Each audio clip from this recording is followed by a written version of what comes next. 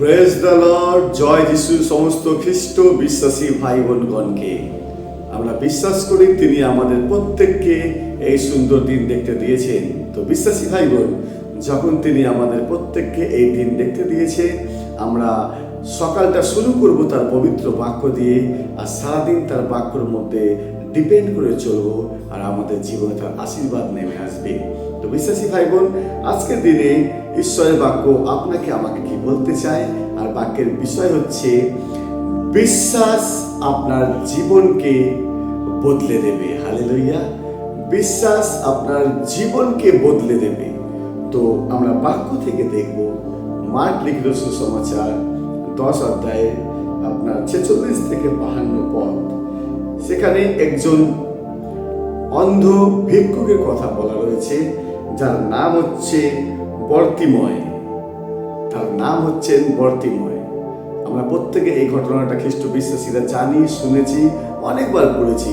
কিন্তু আজ যে বাক্যের বিষয় হচ্ছে যে বিশ্বাস আপনার জীবনকে বদলে দেবে, এই বাক্যের মধ্যে থেকে আপনি আরেকটি বার বুঝতে পারবেন যখন আপনি মন দিয়ে শুনবেন বা বাড়িতে আবার পড়বেন। এখানে লেখা রয়েছে, একদিন যীশু খ্রিস্ট জিরিওতে গেলেন। তার শিষ্য ও বিশ্বর লোকের সহিত জিরিওতে যাচ্ছিলেন। আর সেখানেই কে ছিল? এই যে অন্ধ ভিক্ষুক বর্তিময়। সে যখন শুনতে পেয়েছে যে আমার অঞ্চল থেকে কে যাচ্ছে? যীশু খ্রিস্ট যাচ্ছে। সে যখন শুনতে পেয়েছে আমার অঞ্চল থেকে যীশু খ্রিস্ট যাচ্ছে, তখন সে উচ্চ রবে চিৎকার করে বলছেন, হে দাউদ সন্তান যীশু, আমার প্রতি দয়া করুন। তখন লোকেরা তাকে চুপ করাইয়া দিয়েছিলেন, কিন্তু সে চুপ করেনি। সে আরো অধিক চিৎকার করে বলছে, হে দাউদ সন্তান যীশু, আমার প্রতি দয়া করুন।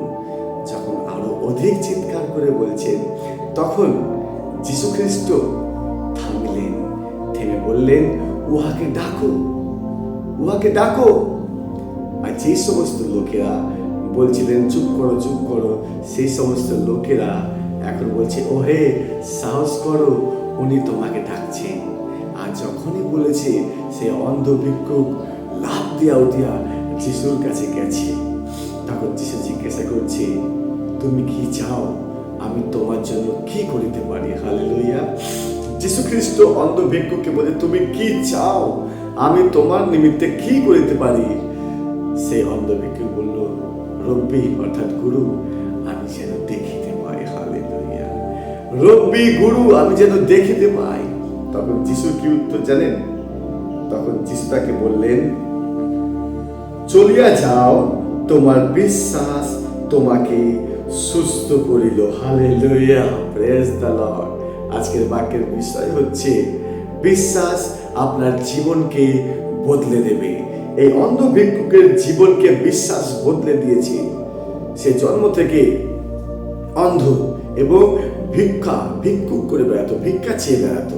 সে ভিক্ষা চেয়ে বেড়াতেন, আর বিশ্বাস করেছে কার প্রতি? যীশু খ্রিস্টের প্রতি।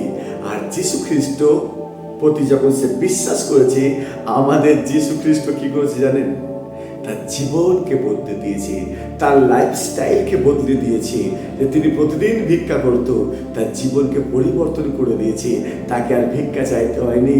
যিশু বলে, তুমি কি চাও? আমি তোমার জন্য কি করতে পারি বলো। তিনি বললেন, রব্বি, গুরু, আমি যেন দেখতে পাই।